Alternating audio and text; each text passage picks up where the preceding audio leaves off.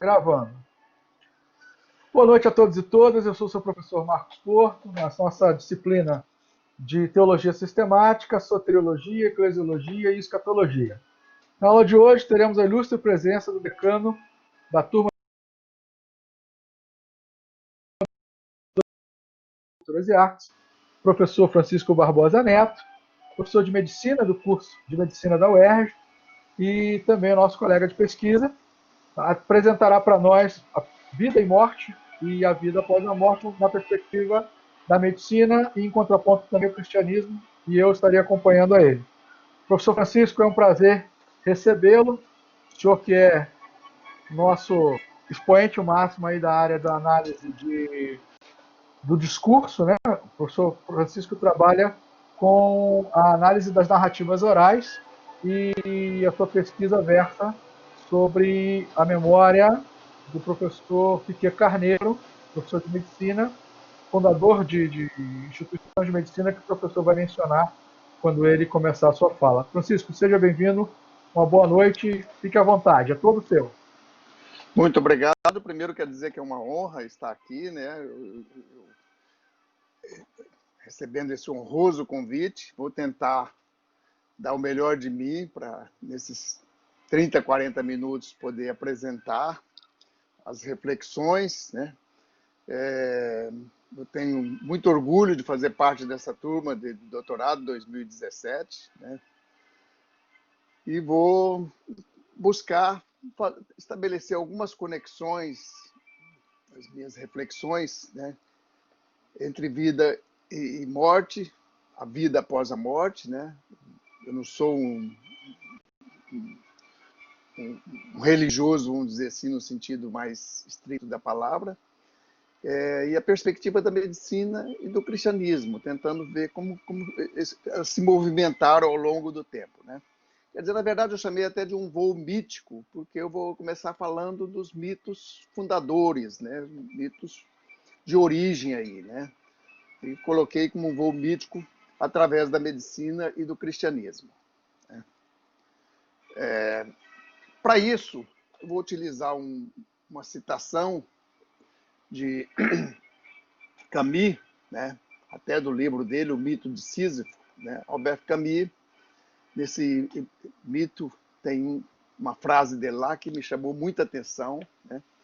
Que busca explicar. Existem várias maneiras de explicar os mitos, né? Mas ele diz que os mitos são feitos para que a imaginação os anime, né? Na verdade, é para permitir a gente fazer conexões com a realidade, com o que vivemos, né? Com os momentos históricos aí.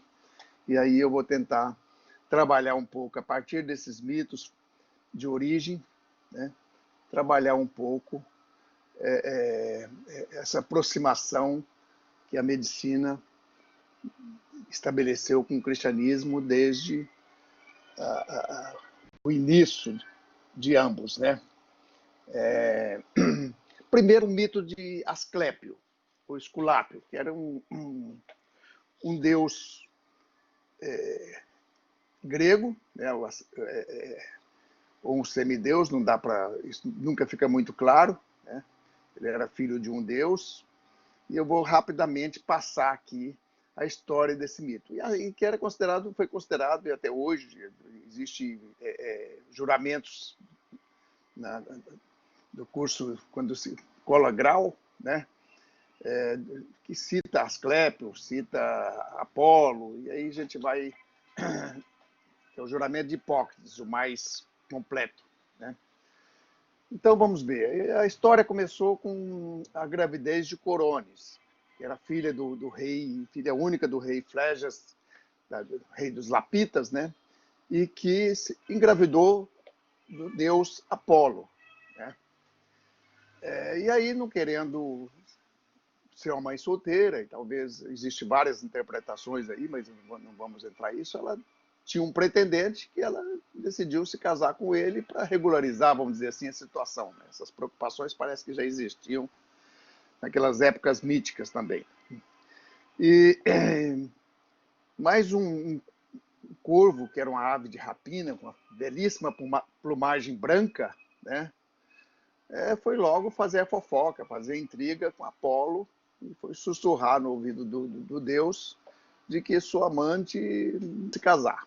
E o Deus, enfurecido, né, partiu logo para a vingança, e nessas condições não existe uma vingança maior, né, do que a morte. Ele decide pela morte da amante, né, mas ao eliminá-la, lembra do filho no ventre, e como Apolo também tinha o dom da medicina, né, por isso que esse juramento começa por Apolo, né, o juramento de Hipócrates, o mais longo, né, ele submeteu a uma cesariana, vamos dizer, já morta, né, a Coronis, retirou o filho e entregou a um centauro, Quirón, né? Os centauros eram monstros que assombravam a época toda, eram ferozes, né? Com exceção desse Quirón, e Hércules eliminou os centauros, né? Fazendo parte de um dos 12 trabalhos de Hércules, foi a eliminação desses terríveis monstros, mas sem querer feriu Quirón, que era sua amiga. Quirón é bom a gente lembrar porque cirurgia, quiropraxia, a palavra vem daí, né? E porque o Quirón tinha, entre as várias artes que ele dominava, tinha a arte de curar, né? Tinha uma capacidade muito grande, e ele foi ensinar o jovem Asclépio a desenvolver essa arte, e como só ia acontecer com muitos estudantes de medicina, eu diria a maioria, se apaixona por esse processo, né? E foi exatamente o que aconteceu com Asclépio, manejando lá as plantas, cobras, venenos de cobra, e tudo, enfim, todas o possível na época para curar, e foi desenvolvendo de tal maneira que em determinado momento ele ultrapassa essa capacidade do professor também, que não é uma coisa rara de acontecer, né? O aluno superar o professor em competência, em capacidade e tudo, e foi exatamente o que aconteceu. Ele começou a curar todo mundo, e não satisfeito com isso, começou a ressuscitar os mortos. Isso provou uma indignação do Deus dos mortos, né? Deus o Senhor dos mortos, do mundo subterrâneo, né? Do Hades, né? Plutão, né? Que foi queixar Júpiter, que o Asclépio estava acabando, esvaziando o reino dele, né? E Júpiter, que na verdade era avô de Asclépio, né? Porque Júpiter era pai de Apolo, então avô, imediatamente lançou um raio mortal, né? Fulminou Asclépio com raio. Mas logo em seguida caiu a ficha, né? De que era alguém dele mesmo, né? E para homenagear, enfim, ele transformou o Asclépio na constelação do Serpentário, né? Que tem uma forma de serpente que tem muito a ver com a medicina, com o símbolo da medicina. Bom, só para comentar o legado de Asclépio, né? Quer dizer, ele teve 7 filhos, 2 homens e 5 mulheres, todos desenvolveram alguma atividade na área do cuidado, né? Mas eu vou só comentar aqui as 2 filhas dele. A Higeia, né? Já dá para ver que Higeia tem a ver com higiene, né? Porque tem muito a ver com o momento que a gente está vivendo, com essa pandemia aí, né? E a Panaceia. A Higeia é representada hoje, né, dessa pandemia, pelo lavar constante das mãos, e por todos esses mecanismos, todos os mecanismos de proteção, né? O uso de máscara, o álcool gel, tudo isso está ligado à Higeia. E a Panaceia é mais da arte de curar. Então, a Higeia é mais da prevenção, da proteção da saúde, e a Panaceia é mais do tratamento, da cura, né? Virou também um termo pejorativo em muitos casos, né? Que fala, fulano, tudo que ele faz é uma panaceia, porque ele faz a mesma coisa para tudo. E que nessa pandemia aí, a representação, que eu diria, é essa polêmica em torno da cloroquina e da hidroxicloroquina, né? E é visto assim como uma panaceia, porque tanto o doutor Bolsonaro quanto o doutor Trump prescreve ela em qualquer fase da doença, né? Como profilático, preventivo, no início dos sintomas, no meio, no fim, e talvez até para recuperar, né, depois as sequelas, né? E mais tarde surge Hipócrates, né? Quer dizer, seguindo a mesma tradição, né, do mito, né, surge Hipócrates, que evidentemente existiu, escreveu muitas coisas, e é considerado o pai da medicina. Se o Asclepio é considerado o deus da medicina, Hipócrates o pai da medicina. E agora vamos passar rapidamente, isso aqui eu vou passar rapidamente, porque não quero ficar com a sensação de estar tentando rezar missa para vigário, né? Vocês são estudiosos do assunto, eu não tenho muito conhecimento aprofundado em relação a isso, né? Mas eu peguei alguns pontos, né, da origem do mundo, né? Escrito lá registrado lá nas escrituras sagradas, né? No início, no princípio, criou Deus, né? Tá lá no Gênesis 1:1, e fazendo a conexão com o Novo Testamento, com João também, capítulo 1, versículo 1, né? No início era o verbo, e aí vocês conhecem a continuação, não vou entrar em detalhes em relação a isso, apenas para fazer essa conexão entre o Antigo e o Novo Testamento, que é muito importante, né? E voltando agora também ao Gênesis, ao início da criação de Adão e Eva, né?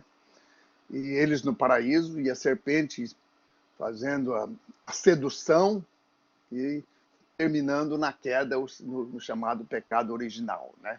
Onde, provavelmente com muita dor, Deus expulsa ambos do paraíso, né? E eles que eram imortais e não sentiam dor, passam a ser mortais e a dor. Que, aliás, é uma frase de Deus dirigida a Eva, é muito claro: parirás na dor, né?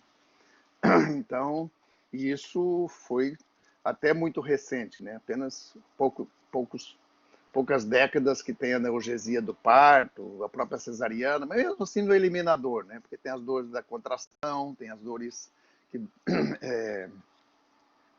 que surge depois na própria recuperação da cesariana, da cicatrização da ferida, né? E peguei alguns pontos também importantes que fala da morte, e da vida também, do amor, né?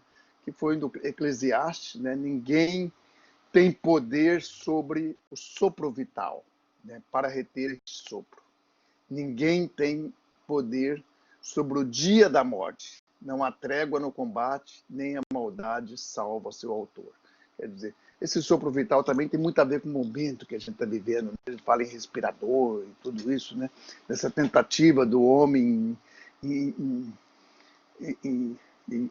aí na pessoa dos médicos tentar evitar a morte, né? Ter instrumentos que dêem um sopro de vida, né? E com isso a gente faz essas conexões e permite fazer essas conexões, né? E evidentemente a morte acaba vencendo em muitos casos, né? Não sendo possível evitar. E também o termo que está lá no Cântico de Cânticos, né? Em parte lá do versículo 6, do capítulo 8, forte como a morte é o amor, né? E depois a gente passa já para o Novo Testamento, na primeira epístola de São Paulo aos Coríntios, né? No capítulo 15, versículo 26, que eu registro aqui porque a medicina e os médicos parece que tomaram isso muito ao pé da letra, né? No sentido de que o último inimigo a ser destruído é a morte, né? E essa tem sido a milenária história da medicina de tentar evitar, né? Quer dizer, eu não falei lá atrás, porque eu acabei passando um pouco rápido, mas o Quiron, né? Ele foi ferido, sem querer, por Hércules, com a flecha envenenada com o sangue da Hidra de Lerna, né?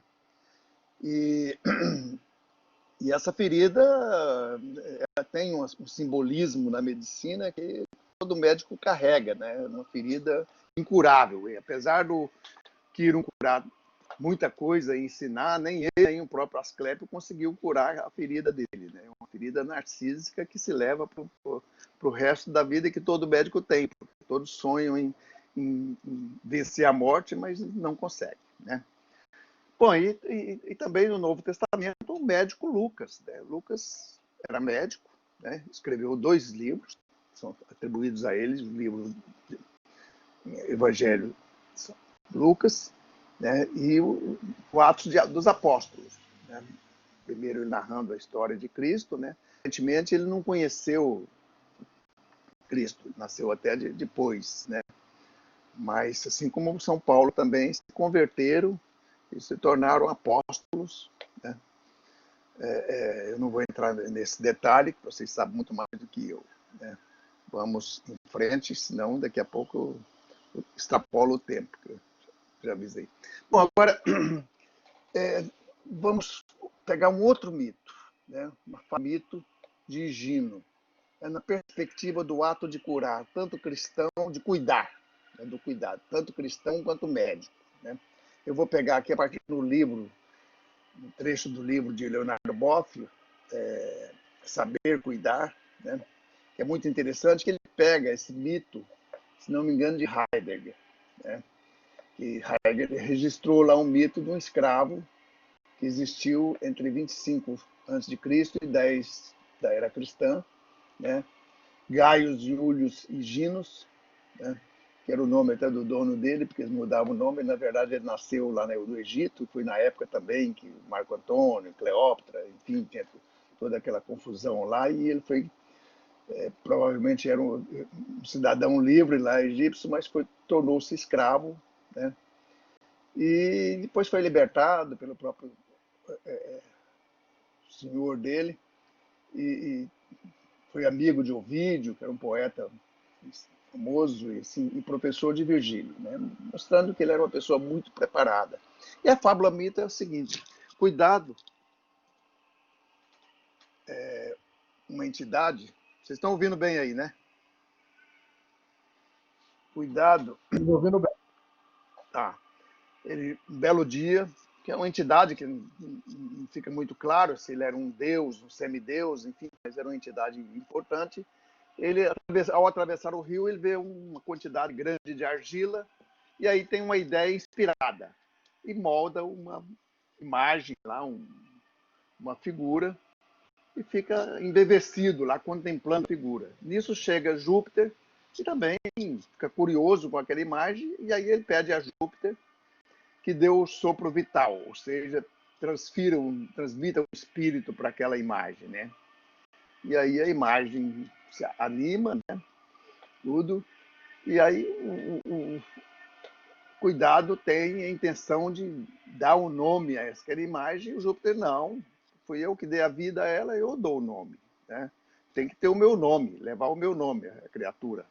E aí começa uma discussão um pouco acalorada. A Terra, que é outra divindade também, Gaia, né? Deusa, ela entra na conversa e fala: peraí, foi eu que dei a matéria, dei a matéria-prima, dei o corpo, tiraram do meu corpo, né? Então eu tenho que levar o meu nome. E aí foi uma discussão acalorada, atraindo até a presença de Saturno, ou Cronos, na mitologia grega, né? Do tempo, que é uma espécie de Toffoli dos deuses, né? Um presidente do Supremo Tribunal lá dos deuses. E aí Saturno toma uma decisão que lhe parece a correta e dizendo: você, Júpiter, deu-lhe o espírito, receberá por volta da morte da criatura esse espírito de volta. Você, Terra, deu-lhe o corpo, deu-lhe a matéria, terá a matéria, terá o corpo de volta, a Terra, né? Quando a criatura morrer. Mas você, cuidado, foi quem por primeiro moldou a criatura, quem teve a ideia inspirada. Ficará sob seus cuidados essa criatura enquanto ela viver, né? E uma vez que entre vocês tem essa discussão interminável, né? E eu decido, né, como presidente do Supremo Tribunal, que essa criatura será chamada homem, que quer dizer humus, terra fértil, né? E aí terminamos o mito, né? Mas o Leonardo Boff faz uma reflexão muito ampla em torno desse mito, né? Do cuidado, do significado do cuidado, que tanto na perspectiva cristã quanto na perspectiva dos profissionais de saúde, né? E do cuidado que todos temos que ter para com o outro, para consigo mesmo, para com a Terra, com o planeta, com tudo. Ele faz aí amplia bastante o papel desse cuidado, né? E aí nós vamos falar dessa aliança entre a medicina e o cristianismo. Como é que se deu essa aliança, né? Eu coloquei isso com fé e cura, uma ligação, né? E aí tem uma imagem aí que mostra alguém atrás do médico ali, abençoando, um sacerdote, provavelmente, à frente de um paciente no leito, né? Uma aliança milenar, né? Nós já mostramos lá que ela começou lá com... Na verdade, começou lá com, pelo menos, com Jesus Cristo, né? E a gente vai falar disso um pouquinho mais à frente, né? Tem essa frase aqui do Moacir Clear, que eu achei muito pertinente, né? O temor à doença é tão difundido quanto a fé. E a superposição das duas coisas não surpreende, né? Ambos são muito difundidos. O medo à doença e a fé, né, de que vai superar. E isso tem, nesse momento que nós vivemos, seguramente tem feito com que muita gente tenha recuperado, né? E que a cloroquina, mesmo que a medicina aí não tenha mostrado a eficácia, as pesquisas aí, a eficácia que todo mundo, que alguns pressupõem, né? Seguramente tem um componente aí grande de acreditar na sua eficácia que os médicos ainda não identificaram, né? Ou, pelo menos no sentido amplo que se coloca aí, né? Discussões. Mas vamos começar então. Aqui tem a imagem de Cristo ressuscitando Lázaro, né? A imagem, as curas de Jesus, que Cristo, para muitos, é considerado o primeiro e o maior dos médicos. Ele fez curas milagrosas, né? Quer dizer, que até hoje a medicina não conseguiu, por exemplo, fazer um cego com lesão de nervo óptico ou com ausência do olho, dos olhos enxergados, dos globos oculares enxergados, né? E Cristo foi capaz de fazer, está registrado alguns milagres deles aí que vão muito além, o paralítico andar e tudo isso, mesmo com Nicoleles aí tentando fazer alguma prótese, novas tecnologias aí, né? E outros também tentando resolver, recompor a secção de uma medula espinhal, né? Mas Jesus, e aí e muito menos ressuscitar, né? Embora às vezes recuperar o paciente, a alegria que a gente tem quando recupera um paciente que fez uma parada cardíaca, né? Quer dizer que se não estivéssemos ali ou se não tivéssemos os meios, ele não recuperaria, né? Isso sempre dá uma imagem da importância que Jesus, nesse caso, exerceu, né? E voltei a falar aqui de Lucas, né? Mas só para lembrar que é o dia de São Lucas, é o dia 18 de outubro, que é ele é o padroeiro da medicina, é considerado o padroeiro da medicina, e é o dia dos médicos, né? Profissão médica, né? E vou falar, agora vou entrar aqui naquele que talvez tenha sido o que mais nutriu essa aliança histórica, né, entre o cristianismo e a medicina, que foi um médico, Cláudio Galeno, nascido na colônia grega de Pérgamo, mas na época ela já pertencia a Roma, né? E Galeno viveu entre 130 aproximadamente e 120 depois de Cristo, né? E a influência dele durou cerca de 1.500 anos, né? Quer dizer, em grande parte porque ele foi tão conectado com os dogmas cristãos da época, tudo, né? e tão próximo, por exemplo, ele não dissecava cadáver, né? Quer dizer, humano.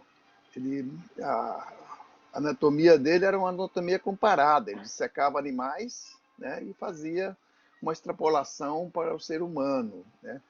Então ele obedecia rigorosamente a isso e ele tinha uma visão teleológica, né? Ele achava que tudo na vida, doença, saúde, cumpre uma finalidade, um desígnio divino, né? Então tudo está voltado para um fim, né? E isso atendia muito bem aos dogmas cristãos, que por sua vez também reforçava os conceitos de Cláudio Galeno, né? Passar aqui um pouco por Santa e por isso ele só foi revisto, superado por ocasião do Renascimento, né? E aí surgiram e mostraram que muitos dos conceitos dele estavam equivocados. Ele era uma pessoa também muito vaidosa e muito autoconfiante, né? E isso favorecia tanto que muitos os médicos que seguiram após a morte dele, né, mantiveram beberam dessa autoconfiança também e não ousaram questioná-lo, né? Tem aqui uma passagem rápida de Santo Agostinho, que é importante, porque tem a ver, na frente a gente vai falar do evolucionismo, da teoria da evolução de Darwin, né? E Santo Agostinho já tinha falado em evolução, mas só que dentro de cada espécie, não fora da espécie, uma espécie se transformando em outra, como é o caso de Darwin, mais à frente a gente vai ver, né? As epidemias, pestes, né? Nós estamos vivendo uma peste no mundo inteiro, né? Vista como um castigo divino. Hoje ainda tem muita gente que acha que isso é um castigo divino pelos pecados que temos cometido, né? E as pestes que foram e que ocorreram com muita frequência na Idade Média, né? Dizimando às vezes metade de uma população, de uma região, de uma cidade, né? E falar um pouco de Tomás de Aquino, porque um dos conceitos que Tomás de Aquino desenvolveu é que o mal não existe. O mal é a ausência do bem, né? Essa é uma das interpretações de Tomás de Aquino. Como a vida é um bem, né, então a morte não existe. É uma análise que a gente pode fazer, um simples silogismo aí, né, de que por ser a vida um bem e a morte um mal, portanto a morte não existe. Nós vamos falar um pouco disso mais à frente. O Renascimento e a superação de Galeno, principalmente com Andrea Vesali, que era um pesquisador da anatomia, e esse sim dissecava cadáveres, ninguém sabe de onde ele conseguia tirar esses cadáveres, mas ele dissecava cadáveres, a igreja não permitia isso, nem os governantes, né? Mas ele fez isso e mostrou que muitos dos conceitos anatômicos que Galeno extrapolava dos animais que ele secava para o humano, né, estavam equivocados, estava errado. E o William Harvey que descobriu a circulação do sangue, né? Quer dizer, a teoria de Galeno, o sangue não circulava, ele era produzido e consumido rapidamente, né? Evaporava, enfim. Mas essas duas teorias derrubaram completamente os conceitos de Galeno, né? E fez com que se repensasse a medicina de outra maneira. E aí nós chegamos no final do século XVII, XVIII, né?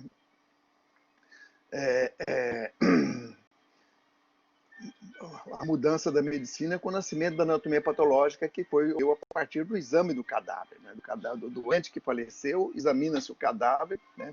E aí Foucault, no nascimento da clínica, que mostra esse nascimento da medicina moderna, ele coloca de uma forma muito clara essa frase aí, que afinal eu vou ler aqui rapidamente o texto, né, que é de onde ele tirou isso, né, que é de um pesquisador francês, de um médico francês, patologista, não existia esse termo, né, os médicos faziam tudo, que diz o seguinte, Xavier Bichat, né, durante 20 anos, noite e dia, se tomarão notas ao leito dos doentes, ao pé do leito, né, sobre as afecções do coração, dos pulmões, da víscera gástrica. E o resultado será apenas uma confusão nos sintomas, né, que é nada se desvinculando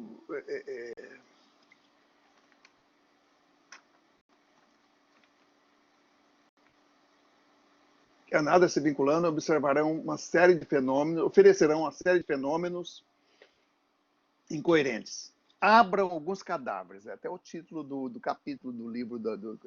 Abram alguns cadáveres, logo verão desaparecer a obscuridade que apenas a observação não pudera dissipar. Né? A observação que a gente tem na superfície do corpo, né? Mas você entrando na intimidade do corpo, invadindo, abrindo, você vê lá que a pessoa com o abdômen enorme, com ascite e tudo, tinha uma cirrose lá, porque aí você observa o fígado diminuído de tamanho, duro, enfim. Né?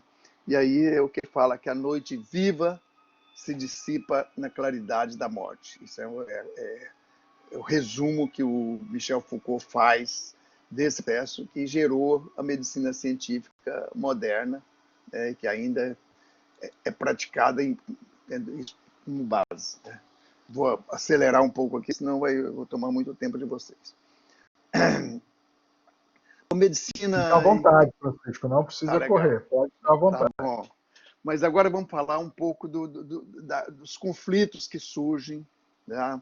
Já a partir do século XIX, mais frequentemente, né? Mas tem também coisas anteriores, mas principalmente quase ruptura, né? Eu chamei até de separação não consensual, né? A partir de Darwin, Freud, até a engenharia genética. Nós vamos procurar desenvolver isso aí, né? Mas antes mostrando também que, quer dizer, o Darwin com a origem, Darwin era cristão, né? E se manteve cristão a vida toda, né? E escreveu, inclusive ele retardou muito a criação da origem das espécies, porque ele já imaginava que ia ter gerar uma polêmica muito grande, né? Só publicou bem mais tarde, depois da pesquisa dele, né? E realmente gerou um impacto muito grande, né? Quase ruptura da medicina com o cristianismo, porque a medicina, de um modo geral, encampou a teoria da evolução. Né? E nós vamos, então... Mas é estranho também que muitas das mudanças que ocorreram, né, na ciência, né, e na relação da ciência com a religião, com o cristianismo, né, que foram até aceitos. Né? Por exemplo, o mundo era visto na base do Ptolomeu. A Terra era o centro do universo, né? Da teoria geocêntrica. Né? E Tomás de Aquino mesmo descreveu que o Sol nascia e se punha, a Lua também girava, ambos giravam em torno da Terra por uma força que era a força de Deus, né? Que fazia o Sol girar e que fazia a Lua girar. Né? Até Copérnico, quando Copérnico já mostra que não era bem assim, né? Que o centro era o Sol e a Terra e a Lua. A Lua girava em torno da Terra e ambos giravam em torno do Sol. Né? Quer dizer, Galileu teve que se desdizer, né, publicamente, né, isso aí.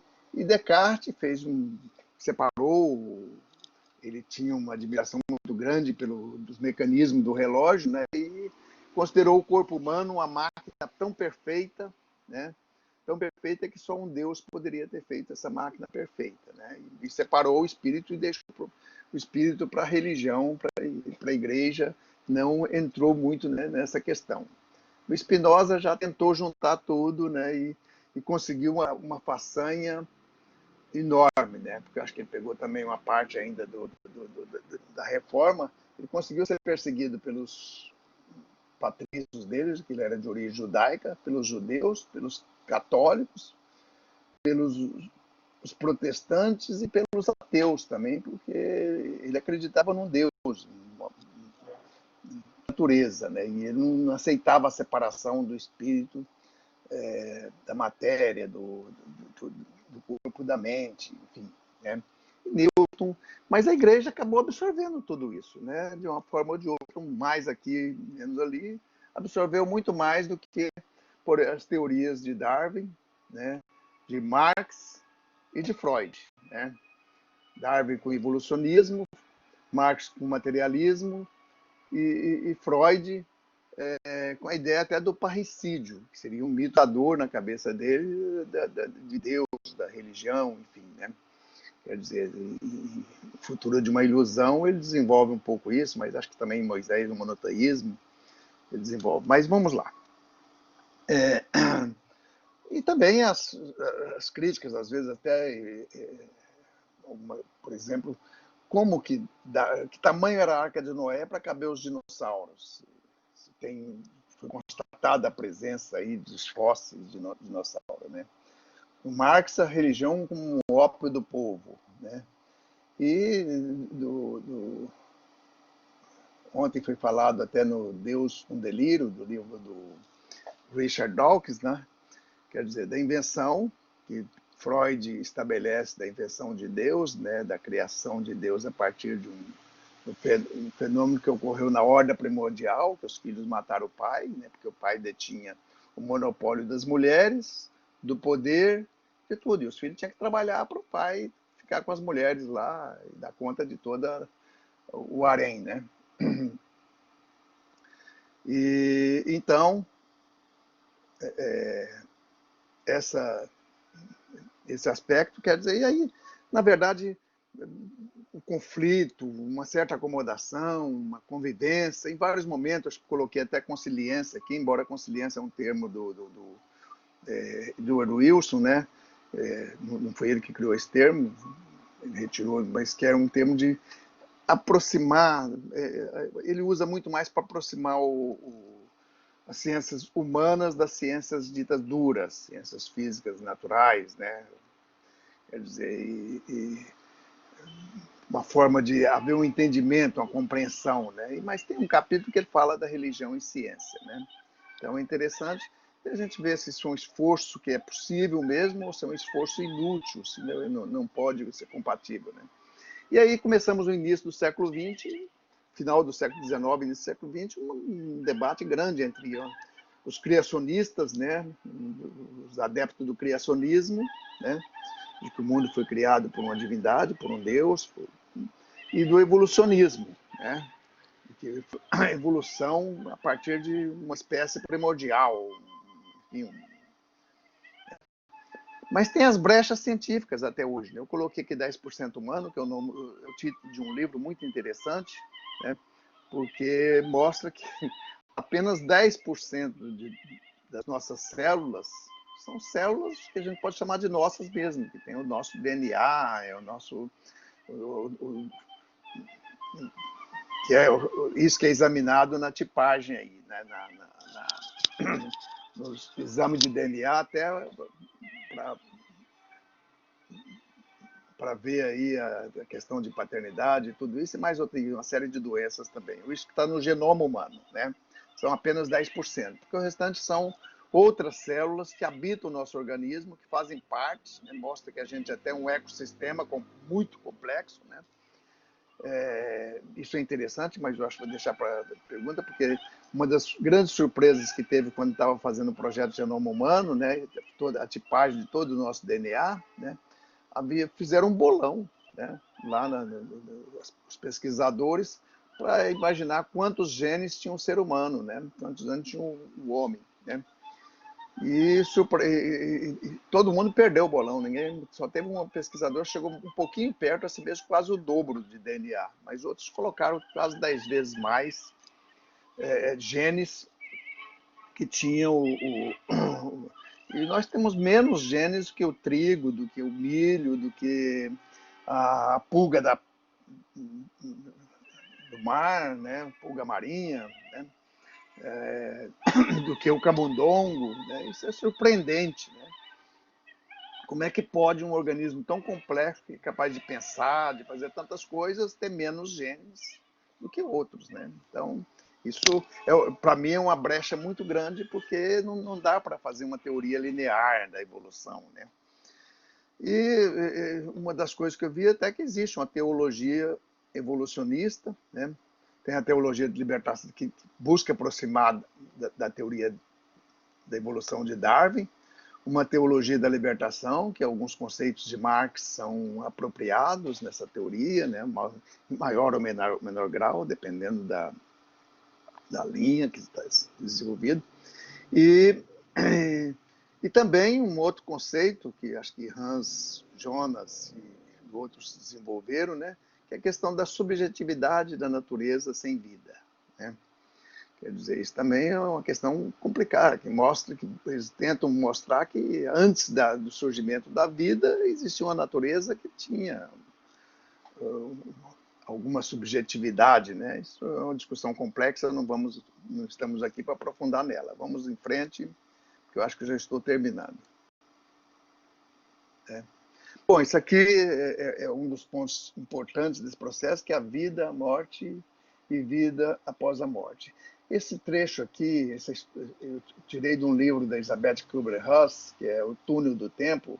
Elizabeth Kubler-Ross é uma psiquiatra que foi a pioneira de acompanhar as pessoas em fase final de vida, no momento da morte, e dar um suporte não só ao próprio paciente, quanto aos médicos, aos profissionais que estavam atendendo, né, para encarar. E ela foi também desenvolvendo uma visão espiritual de todo esse processo, né? Isso aqui é de uma carta de uma criança que ela entrevistou, uma criança de 9 anos com câncer avançado, né?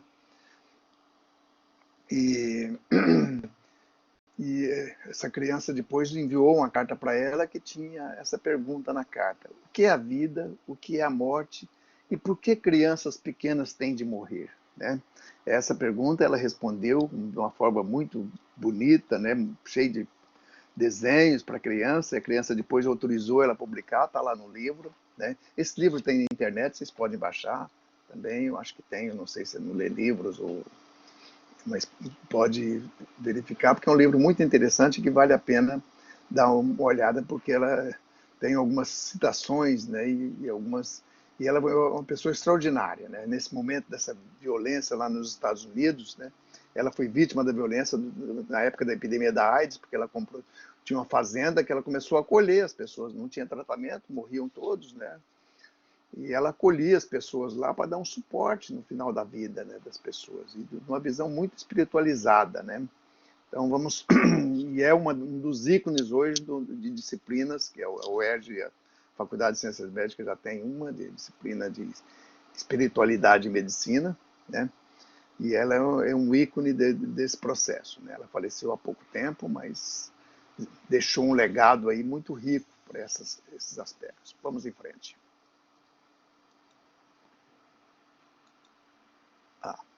E aqui algumas citações que eu vou tentar rapidamente passar. Uma é de um físico quântico, né, um dos pioneiros da física quântica, né, Erwin Schrödinger.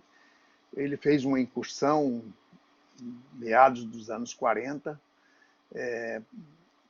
fez várias palestras ligadas à questão da vida, né, o que ele definia, e ele foi um pioneiro, um precursor, vamos dizer assim, de mostrar que a vida poderia ser analisada do ponto de vista da bioquímica também. Chegou a supor a existência de um código genético, né, que só foi descoberto cerca de 10 anos depois, né? Quer dizer, e ele disse essa frase aqui também, que é muito importante para a gente não ficar tendo tantas certezas, né? Suspender as nossas certezas, porque isso pode ser bastante importante para aquilo que construímos em nossas mentes, em nossa mente, não pode, assim penso, ter um poder ditatorial sobre ela, sobre a mente, né? Seja o poder de fazê-la prevalecer ou de aniquilá-la. Está lá no livro dele, com a coletânea das conferências que ele fez sobre o que é vida. E depois isso gerou alguns livros, eu tenho 4 livros com esse mesmo título, né? O que é vida, porque a curiosidade é muito grande da gente entender. O que nós sabemos é muito pouco ainda, né? E esse trecho também do livro da Elizabeth Kubler-Ross, né? do túnel e a luz, a entender, eu peguei um trechinho, que a morte não existe, que ela é apenas uma transição para uma forma de vida diferente. Está lá, ela tá, nesse trecho ela está falando de Cristo, né? Quer dizer, ela é uma pessoa que muito ligada, uma cristã militante, né? Ela, na verdade, ela nasceu, se não me engano, na Polônia ou na Tchecoslováquia, na época, não sei, que esse território era difícil de saber, e ela tinha mais duas irmãs gêmeas, né? Trigêmeas. Ela formou-se em medicina, veio para os Estados Unidos e desenvolveu um pioneira mesmo nessa questão. Isso aqui é de um padre também, teólogo, padre Hubert Lepagnier, né? Eu tenho alguns livros dele. Lugar Atual da Morte, esse é o do livro Lugar Atual da Morte, Antropologia, Medicina e Religião, que ele diz: a dor, a morte são a presença do outro no cerne da vida ou no limite da vida. São um constante desafio para o ser humano à procura de sua identidade e da consciência perfeita, da coincidência perfeita consigo mesmo. Coincidência perfeita consigo mesmo. Né? E por último, aqui um livro que me impressionou muito, que é Deus após Darwin, né? Uma teologia evolucionista. Eu não sou um estudioso disso, mas eu li esse livro, também me impressionou em vários aspectos. Ele cita muito Hans Jonas, Alfred North Whitehead e Michael Pollan. Né? Uma teologia obcecada com a ordem é mal preparada para a evolução, mas está menos pronta ainda para assumir alguns dos aspectos mais profundos e perturbadores da própria experiência religiosa, tornando-a assim menos capaz de um contato significativo com a confusão da evolução. É impressionante ele chamar isso de confusão. John Holt escreveu esse livro, veio a minha mão quase por acaso, né? Passei no sebo, e aí encontrei esse livro, novinho, interessante, né? Estava na época tentando esclarecer algumas coisas da pessoa com quem estuda a vida, que é o professor Américo Piquet Carneiro. Ele fez muitas palestras, na época fez 3 palestras, né? Promovidas pelo um organismo católico, né? O Centro Dom Vital, né? E ele fez 3 palestras sobre o evolucionismo, né? E aí eu fiquei muito curioso.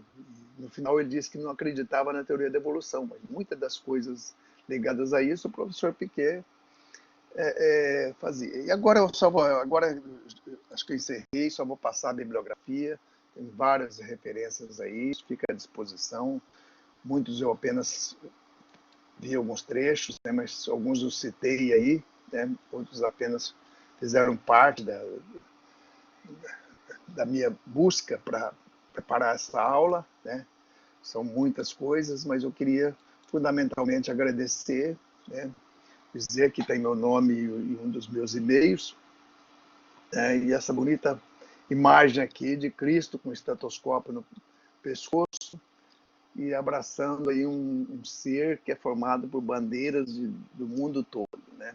Que é muito em função desse momento que a gente vive, um momento muito assustador, muito preocupante, mas eu, enfim, quero agradecer a vocês e estou disposto aí, aberto aí, o que eu puder responder. Muito obrigado. Professor Francisco, para nós foi um prazer maravilhoso tê-lo conosco. Que aula que o senhor nos brinda nessa noite. Eu tenho certeza que muitos são aqui. Eu estou emocionado com tantas mensagens que falam ao nosso coração numa perspectiva que aborda a ciência e também o cristianismo numa busca pela compreensão da morte e da vida após a morte. Então, eu gostaria de abrir aqueles que estão ao vivo conosco para fazerem as suas perguntas. Podem fazer por escrito no chat, que estará aparecendo na tela para nós aqui, e eu estou acompanhando por escrito, ou podem abrir o seu microfone e fazer a pergunta. Eu só peço que façam um de cada vez, para a gente não embolar aqui o esquema. Então vamos lá. Alguém tem alguma pergunta? Gostaria de fazer, o professor Francisco?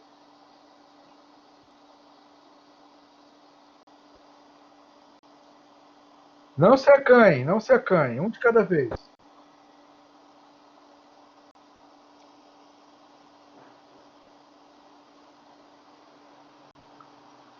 O pessoal tá Tudo acanhado bem. hoje. Não tem problema não. Tem a Ana Paula, tem o Bruno, tem a Josiane, a Mônica, Ana o Paula Alfredo. nossa, da nossa turma? Opa, O eu Bruno. não sei se é a Ana Paula da nossa turma, eu espero que seja.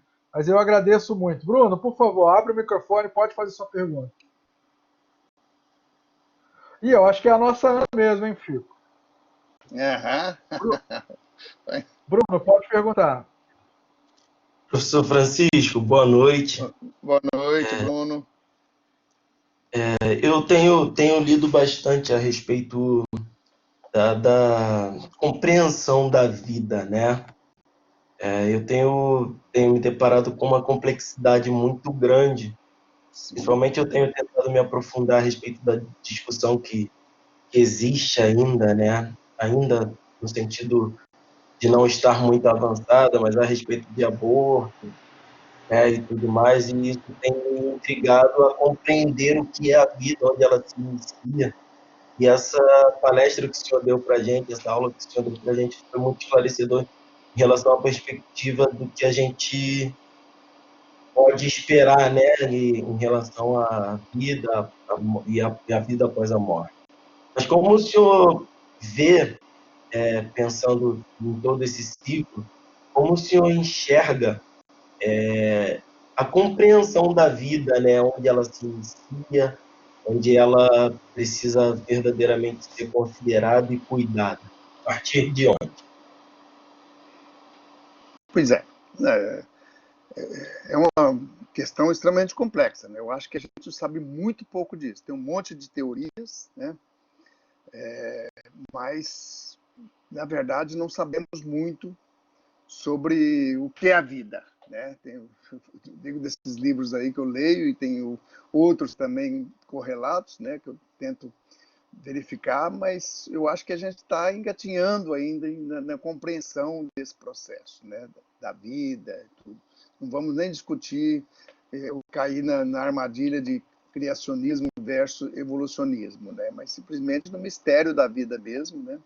Eu gosto muito de uma pesquisadora também que morreu há algum tempo atrás, né?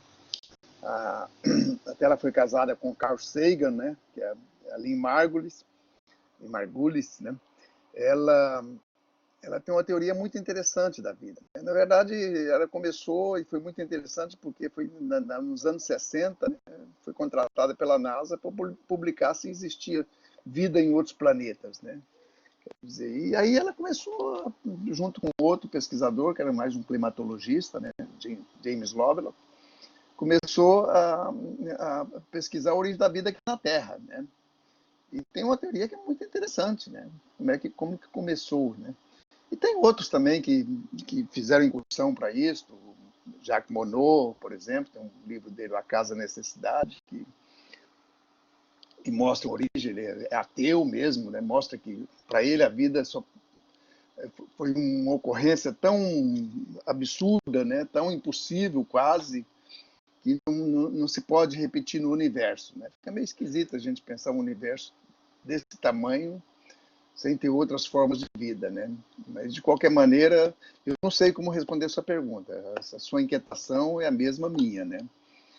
Também não sei falar muito da vida após a morte. Eu li de pessoas que acreditam, como é o caso da professora, a doutora Elizabeth Kubler-Ross, né? Que luta para os que estão aqui, luta para ajudar as pessoas a morrerem melhor, né? Eu aprendi isso também na medicina, o professor Piquet foi um dos também, embora ele não falasse da morte, né? Mas ele me deu algumas, algumas dicas, né? E eu encontrei alguns outros professores que me ajudaram muito a lidar com essa questão que é sempre assustadora para a gente, né? Como ajudar uma pessoa a morrer melhor, né? Eu viro as costas e deixo lá, boto um biombo lá, que era o que fazia na época que eu era estudante de medicina, né? E a pessoa morre lá numa solidão terrível, numa cama de hospital, sem contato com os seus, tudo. Então, isso é um desafio, né? E é um desafio entender o que é a vida, né? É algo tão complexo, tão rico, né? A gente pode...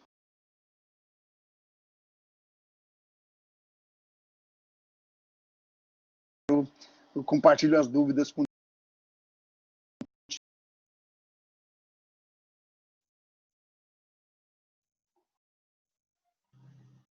Depois de toda essa vivência na história da humanidade, como os estudiosos descreveram a humanidade após grandes tragédias. Essa é a grande questão, né? Nós vivemos essa pandemia, né? Não dá ainda para dizer se ela foi a maior de todas, né? Até as pestes da Idade Média dizimavam 50% da população de uma comunidade, até mais, né? A gripe espanhola também. Estava lendo um livro sobre a gripe, logo que começou essa pandemia, essa epidemia aí, fui ler um livro de uma pesquisa sobre a gripe. No Alasca, numa cidadezinha lá, numa comunidade lá com 84 pessoas, morreram 70 e poucas, né? Quer dizer, sobraram, se não me engano, 6 ou 7 pessoas, né? Quer dizer, e uma história também de uns jovens lá na Noruega que iam lá para trabalhar em Minas, né? 7 jovens, morreram 7, né? E isso só interessou também porque eles queriam, e como eram terrenos gelados, né? Provavelmente podiam estar lá, o corpo ainda conservado desde 1918, né? Isso ocorreu primeiro nos anos 50, o outro nos anos mais recentes, acho que anos 90. Eles tentaram ver se detectava, se isolava o vírus nessas pessoas aí, no vírus inteiro, né? Quer dizer, tudo isso faz parte da pesquisa, mas a humanidade passa a ser diferente, né? Passou após a gripe espanhola, mas também não há nenhuma garantia, né? Porque logo depois teve uma tragédia terrível, que foi a Segunda Guerra Mundial, né? Quer dizer, então você não tem nenhuma garantia de que parece que no exercício, no momento, a solidariedade aumenta, mas não conseguimos ainda um meio de manter, né, esse exercício de solidariedade por muito tempo, né? Quer dizer, algumas pessoas ficam mais solidárias, mas outras não, né? Isso, não sei como responder também mais essa pergunta. Eu também tenho as mesmas expectativas, o mesmo sonho de que possa melhorar. Essa gripe, a gente vê uma tragédia, e isso que aconteceu nos Estados Unidos, né, daquela morte terrível de George Floyd lá, e depois as pessoas saindo para a rua, não temendo a possibilidade da doença, né, mas para protestar, isso também é algo que a gente tem que pensar, né? Essas coisas parecem umas coincidências incríveis, né? Parece, sei lá, a gente tem que, a gente espera sair melhor disso, né? Mas não sei também, ainda não terminou, né? Não conhecemos direito esse vírus. Esse é o grande mistério, né? Uma das críticas que eu faço às escolas de medicina, e hoje eu posso dizer com muito orgulho da minha faculdade, da FCM, porque os alunos do 6º ano foram lá para o Hospital Pederneiras, não abandonaram, né, como muitas faculdades que fecharam, inclusive, o 6º ano, né, e eu sempre disse aí na Unigrario, quando eu estava na direção da faculdade, que se a faculdade, os professores, os alunos fossem para a linha de frente das epidemias, talvez a gente soubesse lidar mais com as epidemias. Eu acho terrível quando a escola vira as costas para isso, quando a universidade vira as costas para isso, ou quando um hospital vira as costas para isso, né? Como a gente tem exemplos aqui no Rio de hospitais que não estão se empenhando em... Os hospitais federais, por exemplo, meio que viraram as costas para a pandemia, né? Tem muito recurso para estar atendendo, mas parece que não caiu a ficha. Alguns hospitais federais sofrem com a falta de pessoal. Então, às vezes, até tem os insumos, tem os leitos, tem os equipamentos, mas não tem quem os opere. Mas não estou dizendo isso para defender os hospitais federais, não. Eu sei, mas... É um alerta contra o constante descaso dos governos em relação ao sistema público de É saúde. verdade, mas alguma coisa pode ser feita, né? O PDRS também não tem gente sobrando e me botou aqui dentro de casa, né? Podia também falar, não, você vem aqui para a linha de frente, né? Não, só porque eu sou velho e você não vai trabalhar, não. Fico aqui tentando ajudar por Mas, telefone, né?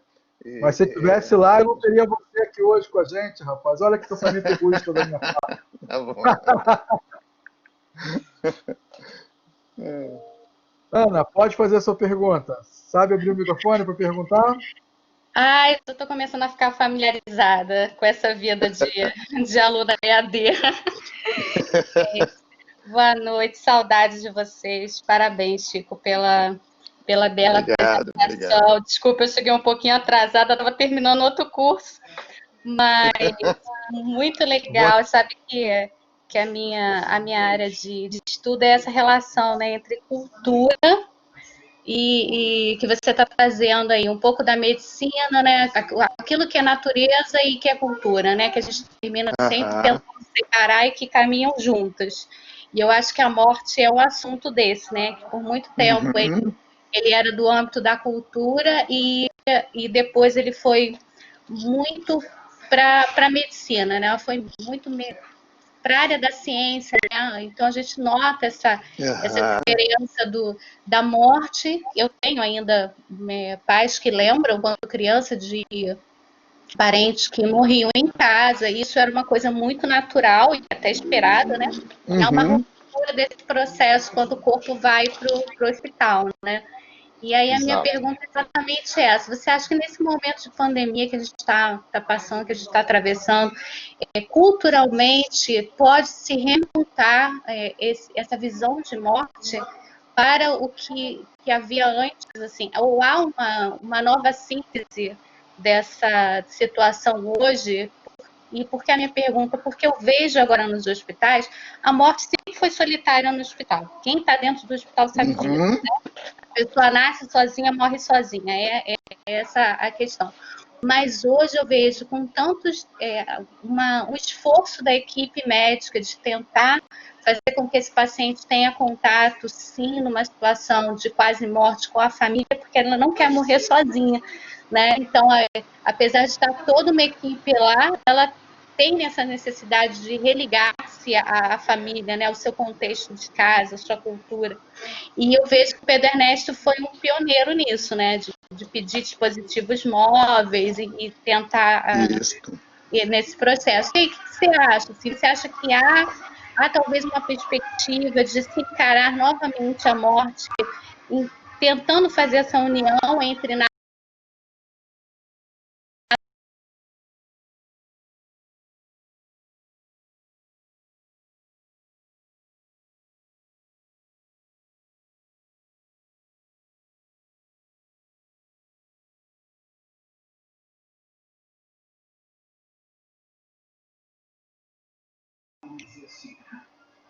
isso, deve ser internet. Então, você acha que agora, nesse contexto, esse que você está vivendo, que você sabe, né, dos amigos do Pedro Ernesto e tal, Sim. nós temos talvez uma terceira opção aí de unir novamente essa questão da cultura com a natureza, né, da ciência com o filosófico e repensar esse conceito de morte para algo além do que a gente conhece hoje? Eu acho que com certeza, com certeza. Eu acho que as lições que estamos aprendendo nesse processo, né, esse isolamento aí fez a gente fazer, inclusive as mudanças vão ficar aí. EAD vai se tornar uma coisa rotineira, né? Quer dizer, eu acho que muitas dessas atividades que a gente vai fazer, vamos começar a fazer de casa. Trabalho também vai mudar. Mas a questão da morte está passando por uma reflexão muito grande, né? Até porque essa pandemia, ela também, muitos profissionais de saúde morreram, né? E na linha de frente, lutando, acreditando nesse processo e principalmente exercitando compaixão, pensando no outro também, além do doente, né, no outro familiar que está lá angustiado, sem saber notícia, por isso que surgiram, me pediram aí, eu estava ajudando também, tentando ver algumas doações para o Pederneisto, né? Conseguimos um bom recurso aí, pelo menos, e praticamente todo o recurso, em torno de 700 mil, foi para EPI, né? E isso foi gratificante. Também alguns tablets, né? Exatamente, os alunos mesmo que tiveram a ideia de um projeto, elaborar um projeto de um tablet para levar para colocar os pacientes que estavam mais lúcidos em contato com seus familiares, né? Quer dizer, e isso foi emocionante, tem cenas emocionantes desse processo, né? Daquelas mesmo que e outras coisas. A gente foi educado na medicina, né? A minha geração era muito forte de não se envolver emocionalmente com sofrimento, essas coisas, tudo, ser uma figura fria, né? Agora não, o médico chora, né? A gente vê, os profissionais choram também vendo ali o sofrimento, choram de alegria quando recuperam, né? Quer dizer, então, demonstrar emoção, eu acho que já é um ganho muito grande, poder demonstrar, poder superar essa coisa fria, né? Que era isso mesmo, os pacientes, eu fui educado assim, né? Os pacientes morriam atrás de um biombo lá, numa solidão terrível, uma coisa desumana, né? Eu posso dizer, meu pai morreu com mais de 100 anos, em casa, minha mãe com mais de 90, também em casa, que é o lugar melhor para se morrer, junto aos seus, né? Quer dizer, se isso puder ser recuperado, e provavelmente está acontecendo muito, né? Até pelas condições do próprio sistema. Com certeza tem muita gente morrendo em casa, né? Muito mais por falta de recurso, de não querer ir ao hospital, porque a pessoa já tem uma doença grave, né? Isso, infelizmente, está acontecendo, né? E também tem sensibilidade de nossos governantes aí que poderiam estar agindo de outra maneira, mas esperar dos políticos é uma coisa que não dá. A falta de compaixão, de empatia deles é algo surpreendente, né? Mas eu acho que vai mudar, sim. Eu acho que vai... Essa nova geração... Na minha faculdade, eu não tenho dúvida que a mudança está acontecendo, né? Porque até me pediram, o coordenador do curso já me pediu que quer que eu dê uma aula, dê essa aula para os alunos lá, nessa disciplina de espiritualidade e medicina, né? Poxa, Não que sei se legal, Chico. pois é, não sei se posso também, se você detém um royalty disso aí, né? Mas Não, não detenho, não. Você pode dar aula lá tranquilo. Se quiser me chamar para fazer uma dobradinha, eu vou feliz. tá ótimo. Queridos, muito obrigado pela presença do Chico. Mais alguém tem alguma pergunta? Nós ainda temos tempo, então vamos aproveitar a sabedoria do nosso decano. Sabedoria, pô, não me coloca essa peixe não, que eu estou longe disso. Então Gostaria. vamos aproveitar também o seu conhecimento. Pronto, aí você não fica zangado comigo. Josiane, Bruno, você se sentiu esclarecido lá com a resposta? Quer aprofundar o tema? Valquíria, que é outra pergunta. Aproveitem. Aproveitem que é raro a gente poder ter uma pessoa assim, com um histórico de trabalho, de serviço à humanidade, como o professor Francisco, na luta contra a morte, na luta diária que os médicos desempenham contra a morte, e que ele trouxe tão lindamente, apresentando mitos do início dos registros humanos até a atualidade, para essa discussão conosco, em fazendo uma casadinha com o nosso cristianismo. Você está me fazendo lembrar aqui um evento histórico que eu participei, né? Que foi quando a Faculdade de Medicina da UFRJ fez 200 anos, né? Completou os 200 anos. Ela foi fundada em 1808, com a chegada de Dom João VI aqui no Brasil.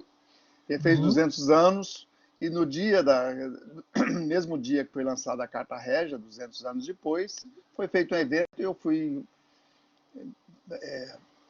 convidado, né? Tive a honra de ter sido convidado pelo então diretor, e que eles aproveitaram para fazer uma homenagem a um ícone de lá, que é o professor Clementino Fraga Filho. Na época estava com mais de 90 anos, né?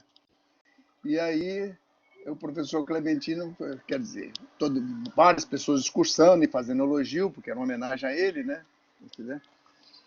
E aí ele começou lembrando um professor dele, antigo, né?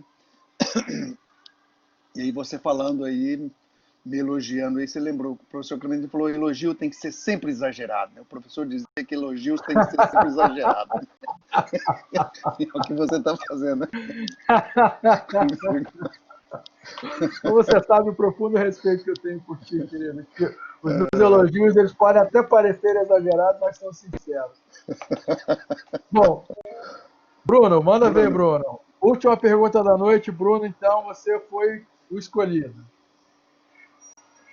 É muito, muito legal, assim, acho muito importante a gente poder observar essa ótica, né? Não sei se vai ser bem uma pergunta, mas diante de tudo que a gente ouviu aqui, o professor Francisco falar e expor, né? Porque dentro da minha perspectiva a respeito da questão da medicina, dos profissionais da medicina, a gente enxerga que, dentro da nossa ignorância, né? A gente enxerga que eles lidam muito bem com todo esse processo, mas diante do que o Eles professor lidam o Francisco quê? Repete aí só. lidam bem com o processo da morte, lidam muito bem com o processo da morte, é o que a gente olha dentro da nossa ignorância, né? Mas diante do que o professor Francisco expôs aí, eu percebo que não. E eu queria que o senhor pudesse falar um pouco, expandir um pouco mais, apesar de o senhor já ter falado isso, mas eu percebi em suas palavras que existe um pesar muito grande e uma preocupação muito grande para que se tarde esse processo, e se não possível tardar, né, mas que esse processo seja menos doloroso possível. Eu queria que o senhor pudesse falar um pouco mais sobre isso, porque eu achei muito interessante a forma que o senhor abordou sobre todo esse processo da morte, né? É uma ótima pergunta, e para mim, em especial, Excelente. quer dizer, quando eu disse lá atrás que o médico levou muito a sério aquele versículo lá de primeira carta, epístola aos Coríntios, né, do apóstolo Paulo, que diz que a morte é o último inimigo a ser destruído, né? Quer dizer, e que eu acho que a medicina encampou muito isso, porque os médicos lidavam muito mal. Atualmente acho que estão conseguindo mais, mas muito mal com a morte, né? Quando o paciente era, vamos dizer, desenganado, ele praticamente virava as costas, não tem nada a ver com isso agora, não é mais. Esgotamos as nossas coisas e não queria tomar conhecimento, às vezes nem conversar com a família, né? Quer dizer, isso vem mudando, né? Eu acho que a Elizabeth Kubler-Ross, a doutora Elizabeth Kubler-Ross, teve um papel importante, não só ela, mas ela, sem dúvida nenhuma, né? Porque ela escreveu, lidou com isso, trabalhou com psicólogos lá no hospital que ela, se não me engano, não lembro agora a cidade, mas é uma grande cidade americana, né? Ela tentou estimular as pessoas a lidar com a morte, né? Porque nós não fomos ensinados, eu não fui ensinado nisso, né? E o estudo que eu desenvolvo do professor Américo Pique Carneiro, eu nunca ouvi, perguntei a vários colegas e familiares se alguma vez ouvi o professor Américo Pique Carneiro falar em morte, né? Ele foi meu professor durante 6 anos, do terceiro ano até o final da residência. Eu fui na clínica dele e nunca ouvi ele falar na palavra morte, assim, né? E vamos discutir a questão da morte aí tudo. E ele era um religioso, um católico fervoroso, né? João Oblato do Mosteiro São Bento, amigo lá, colega, foi contemporâneo do reitor do São Bento por quase 60 anos, né? Mas não falava, ele tinha uma ferida terrível, porque teve um filho que morreu no acidente aos 18 anos de idade. Mas isso não era só ele, não. Basicamente não era um tema comum. Hoje, então, falar em cuidados paliativos, aceitar que pode-se também ajudar a pessoa a morrer melhor, porque a morte faz parte da vida, né? Quer dizer, esse conceito da morte fazer parte da vida, de não ser uma inimiga a ser vencida, né? Mas de ser uma passagem, uma transição, não estou nem colocando no contexto religioso, né? Estou colocando no sentido de que as pessoas, quer dizer, ela faz parte da vida, então precisa ser cuidada. Né? O Rubem Alves até propunha um morenterapeuta, né? Alguém que faz a terapia para a pessoa morrer melhor. Né? E eu tive uma experiência muito importante com um colega, um professor de psicologia médica, né? Eu só entrei em contato com essa disciplina depois de formado, né? Para valer mesmo. E ele me ajudou a lidar com essa questão, que eu também tinha pânico de lidar com uma pessoa morrendo. O que é que eu faço? Né? E aí deu um suporte, eu aprendi a lidar com isso. Né? E foi um ganho muito grande. E hoje eu acho que essa epidemia também está ajudando isso. Né? Quer dizer, ver o direito das pessoas morrer, né? De forma serena, tudo com apoio, com suporte, sentindo acolhidas, próximo dos seus, mesmo que a pandemia não permita isso, mas às vezes uma imagem um pouco antes, né, um tablet conectando com um familiar, tudo pode fazer as pessoas a lidarem melhor com isso, né? Mas principalmente, eu acho que um pouco a ver com a pergunta da Ana Paula, né?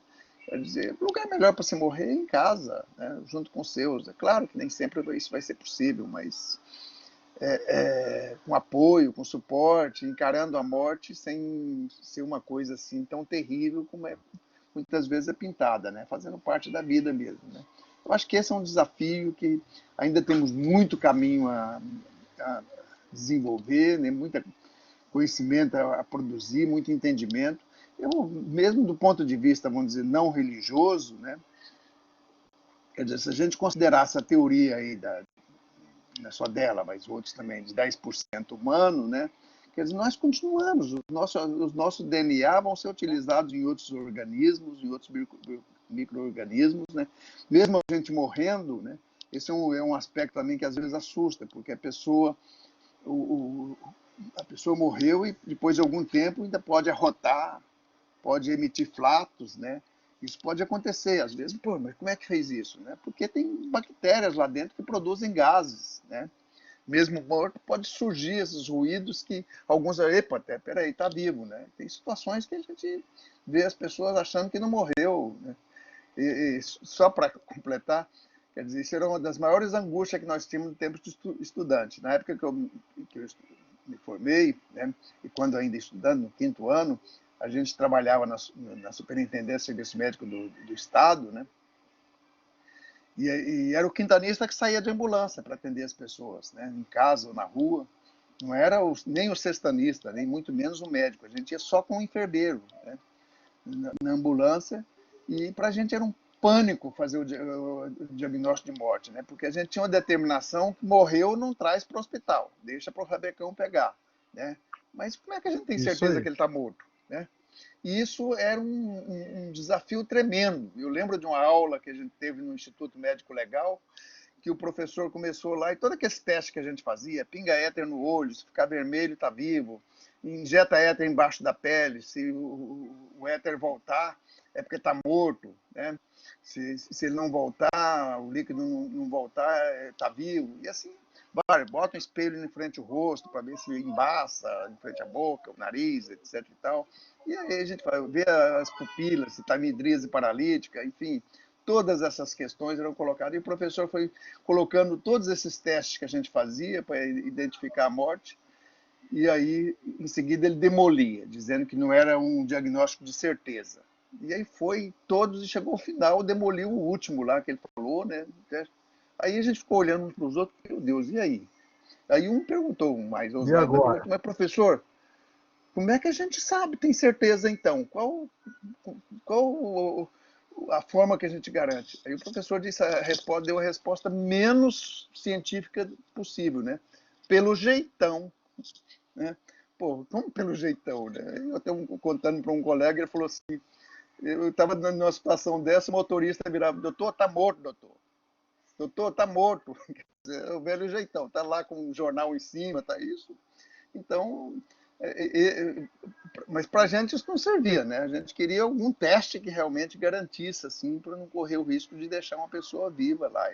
Essas são as angústias do jovem, ainda estudante, né? Mas que passa, porque é difícil. No hospital também não é uma coisa fácil, né? Mas só que no hospital a gente faz o eletrocardiograma, se quiser pode fazer até um eletrocefalograma, etc e tal, enfim, faz uma série de testes ali possível. Mas na rua, por exemplo, uma pessoa atropelada, como é que a gente faz? E no hospital, de jeito nenhum trazer para cá. Esse sucesso era um bullying na certa, né? Se levasse um morto lá para o hospital, a gente tinha que dizer que morreu na ambulância, né? Quer dizer, mas só para... É o que muito acontece hoje. Josiane, Josiane, por favor, sinta-se à vontade.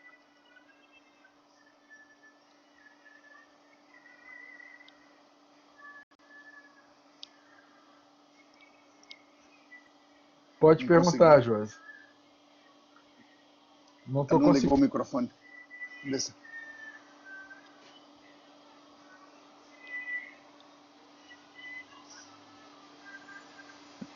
O Bruno deu uma gargalhada aqui, fez o que eu falei. Foi sim, do jeitão. O jeitão, né?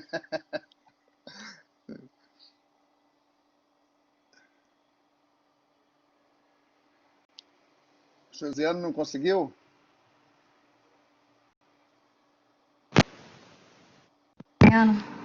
Oi, José. Oi, eu estava de fone aqui. Oi, pode falar. Boa noite para vocês. Boa noite. Isaac e o doutor Francisco babando, pena que eu não consegui pegar do início, né? Eu sou fisioterapeuta e eu estou aqui só viajando, ouvindo o doutor falar. Porque... Pode deixar que vai ficar gravado e vai ficar disponível para assistir depois. Ah, beleza. Eu me reportei lá para a faculdade, né? Na época que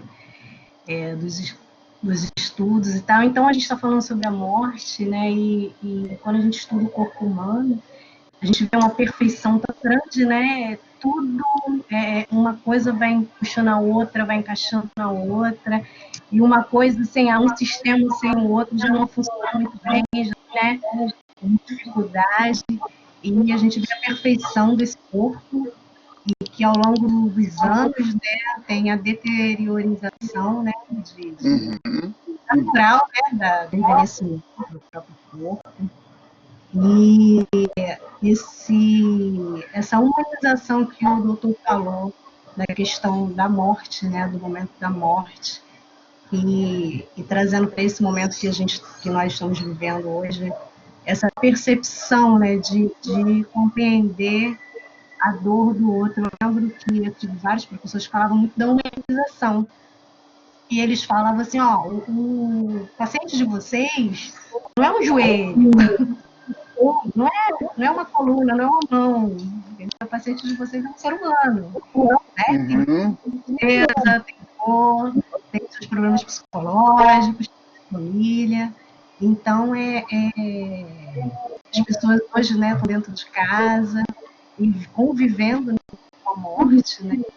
Muitos estão convivendo com a morte e a gente na perspectiva, né? Porque a gente não sabe o que vai acontecer amanhã. Então, é muito complexo, realmente, assim, a gente não tem uma noção de como lidar com isso. Pelo menos eu até hoje não sei, não aprendi, eu não sei se eu vou aprender.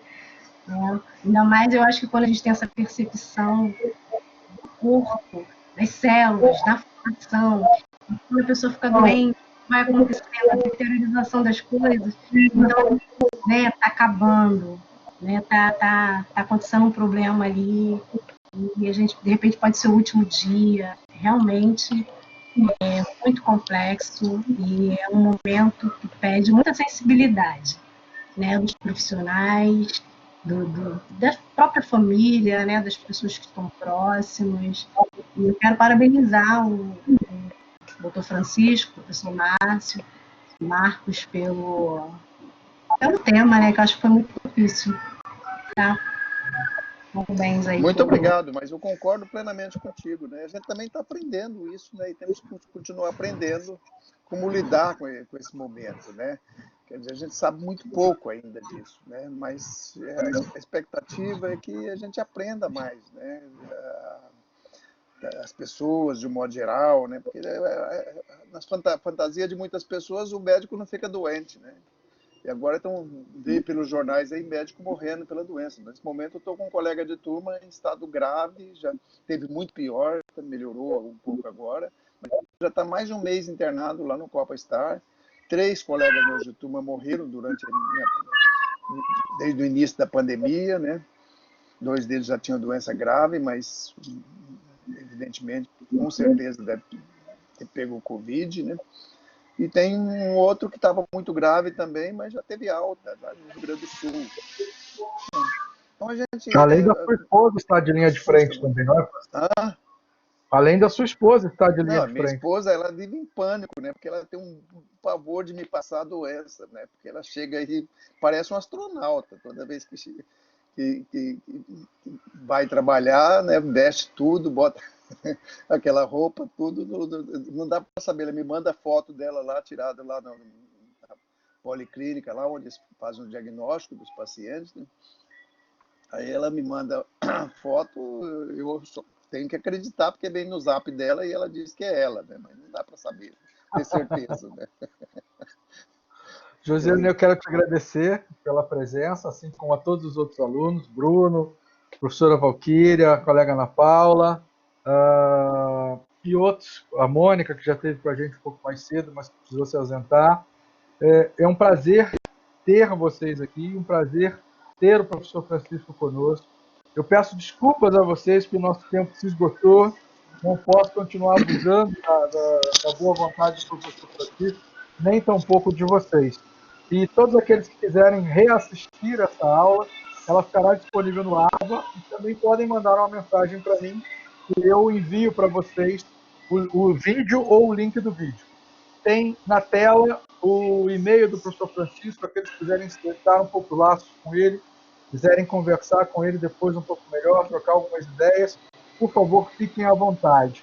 É um prazer estar com vocês. Francisco, suas palavras finais, para depois a gente encerrar. Eu que agradeço aí essa oportunidade maravilhosa, agradeço as perguntas aí feitas todas, né? Muitas eu compartilho com a pergunta, não sei a resposta, né? Mas com certeza foi para mim muito gratificante essa oportunidade, né? E muito obrigado a você, Marcos, por ter me dado essa oportunidade, né? De poder participar de um tema que é um pouco distante da minha prática diária, né? Não a questão da morte, mas a questão da religião, um curso de teologia, né? Para mim foi muito gratificante. Muito obrigado mesmo a todos vocês, tá? Em especial aí o Marcos por ter me dado essa oportunidade. Gratíssimo, querido, muito grato. Valquíria, muito obrigado por estar conosco.